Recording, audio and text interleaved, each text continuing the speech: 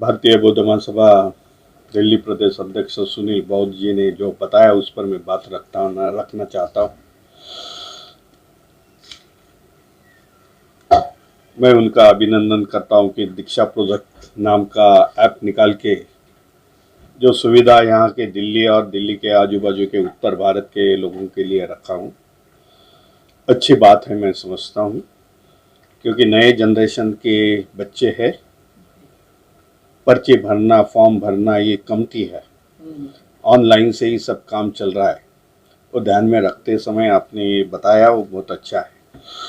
भारतीय बौद्ध महासभा कोरोना के महामारी के कारण जो 1.5 साल चली महामारी इस देश में, विचार मंथन के साथ हम लोग ने तय किया है कि आने वाले समय में इस देश में एक धार्मिक क्रांति होगी, परिवर्तन होगा। कई समाज के लोग जुड़े हैं इससे, और आने वाले 2025 का हम लोग ने टारगेट रखा है कि यहाँ 10 करोड़ लोग धर्मांतरित होंगे। हम जो बौद्ध धर्म की धारा थी इस देश में, उसमें उनको शामिल करके लेंगे।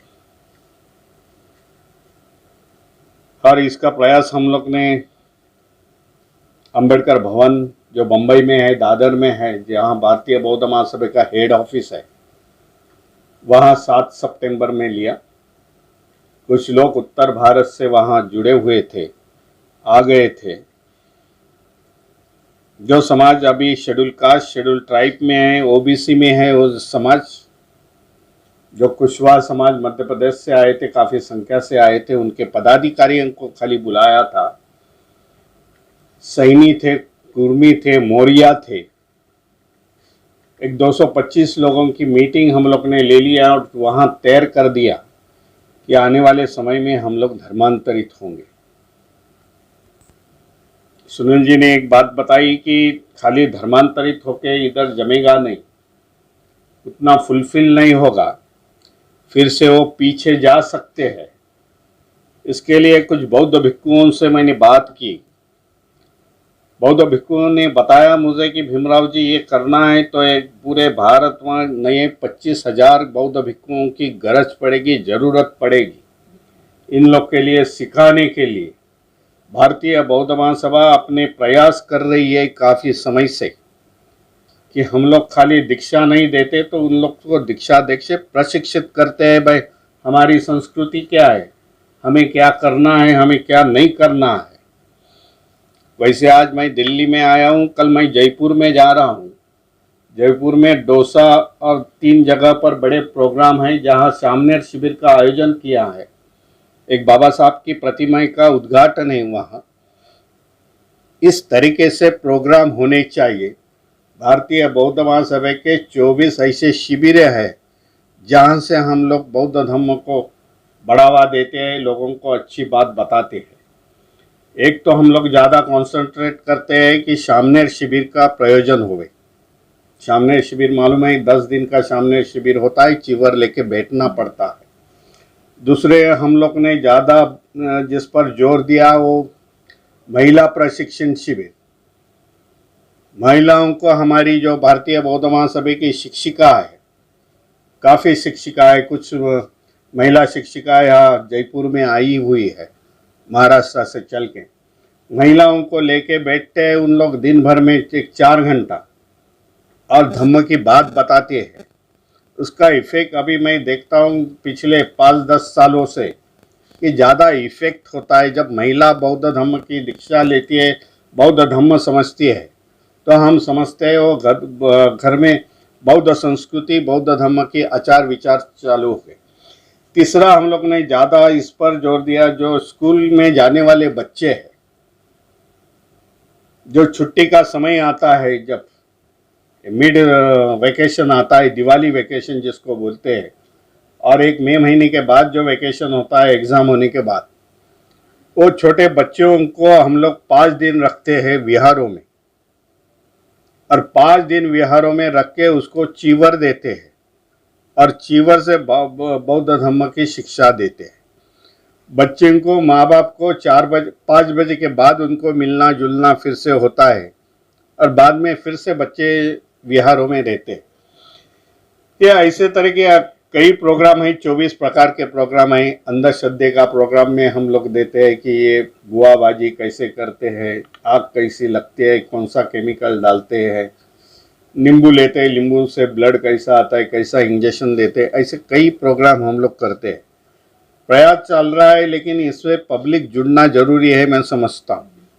इस सभी इसमें से हम लोग ने ये भी टारगेट रखा है कि 2021 में यह जनगणना होने वाली है। सेंसस के कोरोना के महामारी के कारण अभी ये जनगणना हुई नहीं, लेकिन हमारा वो प्रयास है कि आने वाले जनगणना में सभी ने अपना जो शेड्यूल कास्ट, शेड्यूल ट्राइब के जुड़े हुए हैं, जो आने वाले हैं दीक्षा लेके, वह अपना धम्म का कॉलम में बौद्ध लिखे और इसका कॉलम में, जाति का कॉलम में अपनी कौन सी जात है। जैसा महाराष्ट्र में देखा जाए तो महार समाज के लोग हैं, यहाँ उत्तर भारत में देखा जाए तो जाटव ज़्यादा लोग हैं। कौन से भी समाज के है उन्हें धर्म, वो उसमें जाति के कॉलम में लिखना बहुत जरूर है।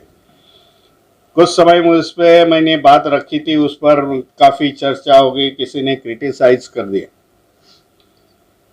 लेकिन हमें ये करना बहुत जरूरी पड़ रहा है कि जो धर्मांतरित होता है, एक एग्जाम्पल देता हूँ, जब बामन बौद्ध बनता है, ब्राह्मण आदमी, तब उसे कोई सहूलत ही नहीं मिलती, क्योंकि संविधान में बाबा साहब ने वैसा प्रयोजन किया है कि जो शेड्यूल कास्ट का आदमी बौद्ध धर्मांतरित होता है उसको ही सहूलतियाँ और सब चीज़ें मिल सकती है।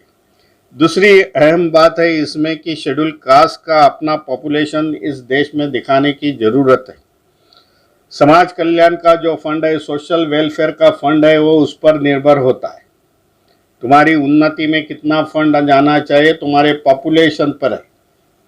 कर्नाटक की बात बताता हूँ, कर्नाटक में बौद्ध काफ़ी बन गए, काफ़ी लाखों संख्या से बन गए, लेकिन वो जाति का कॉलम कम करने के वजह से उन लोग का सोशल वेलफेयर का फंड कमती हो गया। फिर झगड़ा करो, आंदोलन करो, मोर्चे निकालो और फंड फिर से लेके आओ। ये बातें होने से अपना जो सेंसस का रिपोर्ट्स है वो बराबर भरना जरूरी है, मैं समझता हूँ। इसके लिए आने वाले समय में जो पहला प्रोजेक्ट है दीक्षा का है, मैं समझता हूँ हम लोग सक्सेसफुल हो गए। कई संगठन, हमें भारतीय बौद्ध महासभा नहीं, जो संगठन अपने साथ हाथ मिलाना चाहते हैं, हाथ बढ़ाना चाहते हैं, हमारे साथ आना चाहते हैं, उसके साथ हम लोग उन लोग को लेके देश में धम्म क्रांति करेंगे। क्योंकि एक बात है, मैं कभी कई मंचों पे सर बोल रहा हूँ कि एक बात है कि बाबा साहब के क्रांति को दबाने का काम ये 10 साल से ज़्यादा जोर से चल रहा है। भाई हमें दिखाना है कि बाबा साहब के क्रांति के साथ है, हम बाबा साहब के क्रांति के वजह से हम इस स्टेज पर आ गए, इस स्तर पर आ गए। इसके लिए मैं समझता हूँ हर पढ़े लिखे आदमी जो बाबा साहब के बेनिफिट से ऊपर आए, उन्होंने कुछ कंट्रीब्यूट करना जरूरी है। जैसे ये प्रोजेक्ट रखे, नई सामाजिक इसमें डायरेक्टली इन्वॉल्व होते हैं, तो ऐसे प्रोजेक्ट में आर्थिक रूप से भी आप चंदा वगैरह दे के ये संस्थाओं को मजबूतीकरण करनी जरूरी पड़ेगी। मुद्दे कुछ बढ़िया है, मैं समझता हूँ। इसमें हम लोग ने एक प्रयास किया था, हम लोग ने 5 भारतीय बौद्ध महासभा और बुद्धिस्ट लोगों का क्या रोड मैप होगा, इस पर भी हम काफ़ी बातें रखी है। जो अभी सुनील जी ने बताई कि समाज का पैसा समाज में ही रखा जाए, ये काफ़ी हम लोग ने इस पर सोच की कि हम संख्या से इतना ज़्यादा है, तो हमारे जो चीज़ वस्तु लगते हैं वो हमारे ही मॉल से, हमारे ही लोगों से खरीदी की जाए। क्योंकि काफ़ी लोग हैं समाज में, देखा जाए कि ये फंडा कई सालों से चल रहा है इस देश में। तुम किसी बनिया को पूछा जाए तो बनिया दूसरे के दुकान से नहीं, वो बनिया वाला बनिया की ही दुकान में जाएगा और वहाँ से खरीदी करेगा। हमारे यहाँ बम्बई में देखा जाए तो ये दूसरा एक समाज है, जैन समाज है, वो भी वैसा ही कर रहा है।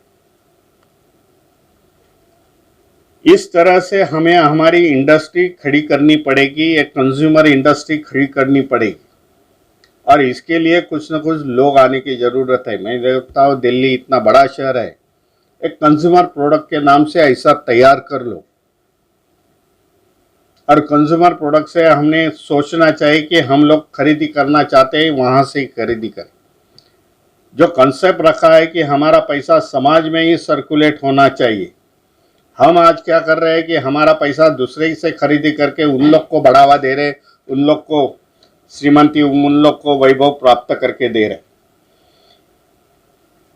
दूसरा एक है कि हम लोग ने अभी Buddhist bank, Lord Buddha bank की हम लोग ने स्थापना की है, कंसेप्ट रखा है, वो उस पर भी अभी काम चल रहा है जोर से, बुद्धा बैंक करके, लॉर्ड बुद्धा बैंक।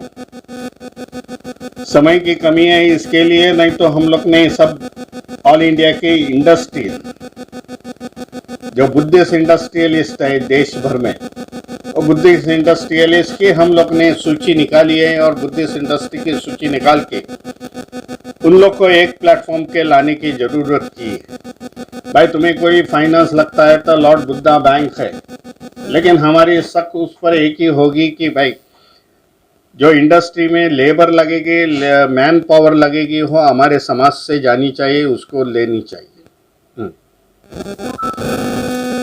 आने वाले समय में उमेश सिंह जी अभी बैठे हुए हैं, हम लखनऊ में सैनिकों से बोल रहे थे, समता सैनिक दलों के, वो बोले हम लोग इतने सैनिक हैं लेकिन हमारे पास कोई काम नहीं है। मैं बोला रुक जाओ, 26 नवंबर में मैं लखनऊ में मान्यवर कांशीराम स्मृति स्थल पर एक बड़ी संविधान के सम्मान में एक रैली आयोजन किया हुआ, और वो रैली होने के बाद जो समता सैनिक दल के वहाँ मेरे को 300 के ऊपर सैनिक मिले, उनको मैं आश्वासित किया हूँ भाई आने वाले समय में मैं यहाँ सिक्योरिटी गार्ड की जो कंसेप्ट है, सिक्योरिटी गार्ड की जो ये लगने वाले हैं, और सिक्योरिटी गार्ड में आपको सबको सर्विस देना चाहता हूँ। उसको 18 से लेके 20,000 तक तनख्वाह मिल जाएगी। ये अभी ये जो प्रोजेक्ट है इस पर सबने, मैं समझता हूँ कि गौर से विचार करना चाहिए, सोचना चाहिए भाई हमें सरकार का, हमें समाज को क्या देना पड़ेगा। बैक टू सोसाइटी जो अपन कंसेप्ट मान रही है, हमें क्या देना चाहिए। दूसरी ओर से हमें बाबा बौद्ध धम्म को आगे कैसा लेके जाना चाहिए। इस देश में हमें आने वाले समय में हमारी पहचान निर्माण करने की ज़रूरत है। जो भी आज अपनी पहचान है, जय भीम की पहचान है, वो राजनीति की पहचान मैं समझता हूँ। हमारा बुद्धिस्ट कल्चर यहाँ डेवलप होना चाहिए। हमारे रीति रिवाज अलग है, हम समाज दूसरे समाज से अलग है, ये पहचान होनी चाहिए, मैं ऐसे समझता हूँ। और जो भी इस देश में आज अतिक्रमण हुआ है, केव्स है, मंदिर है, विहारों को मंदिर में कन्वर्ट किया है, आने वाले समय में उस पर भी हमें ध्यान देना पड़ेगा। क्योंकि मैं कल बम्बई से निकलते हुए एक ऐड देखी यहाँ की कि मोदी जी वो केदारनाथ में कुछ कार्यक्रम करने जा रहे हैं कि कोई शंकराचार्य की वो वहाँ का दिखाते हैं। केदारनाथ की हिस्ट्री देखी जाए तो बुद्धिस्ट विहार था। आज भी केदारनाथ में बराबर जाके देखोगे तो वहाँ बुद्धिस्ट भगवान गौतम बुद्ध की मूर्तियाँ कोरी हुई है, एम्बोसिंग की हुई है। लेकिन ये अतिक्रमण है, आने वाले समय में हमें रोकना पड़ेगा, इसलिए हमें राजनीति की ज़रूरत है। मैं समझता हूँ हमारे लोग पार्लियामेंट में बैठे और इसका विरोध करें। आर्कियोलॉजिकल डिपार्टमेंट है इन महाराष्ट्र में, मैंने ये शुरुआत की है कि आर्कियोलॉजिकल डिपार्टमेंट के सामने हम लोग ने पर्ची बिर्ची देके, आवेदन देके उन लोग को बताया कि यहाँ सुरक्षित है, आर्कियोलॉजी डिपार्टमेंट का काम क्या है। तो इसी तरह से महाराष्ट्र होवे, दूसरे होवे, वो होना जरूरी है। जो सुनील जी ने बात रखी भाई धम्मलिपि, मुझे बहुत बड़ा गर्व महसूस हुआ और हर्षित हुआ भाई यहाँ काम चल रहा है। क्योंकि महाराष्ट्र में जो बुद्धिस्ट सोसाइटी ऑफ इंडिया से जुड़े हुए न्यू जनरेशन है वो धम्मलिपि का काम शुरुआत किए, धम्मलिपि पढ़ते हैं। जो महाराष्ट्र में केव्स है, विहारे है, पुरानी विहारे है जो सुरक्षित है, वहाँ लिपि है, हमारे बच्चे जाते हैं, वो पढ़ते हैं और उसका ट्रांसलेशन करते हैं। Archaeological department of India Maharashtra का उनको बुलाती है, भाई हमें ये बताओ क्या क्या लिखा हुआ है। मुझे गर्व रहता है कि यहाँ भी ऐसा प्रोग्राम करे, भाई इसको सीखे। सीखने में कोई ज़्यादा देर नहीं लगती, महीना 1.5 महीना में आप सीख के तैयार हो जाएंगे। चल रही है सब क्लास अभी? हाँ, अभी चालू है। क्योंकि संस्कृत इस देश की मूल भाषा नहीं है, पाली मूल भाषा है, ये बच्चों को सिखाना। मैं ज़्यादा समय न लेते हुए आप सभी को धन्यवाद देता हूँ कि अच्छा तरीके से समय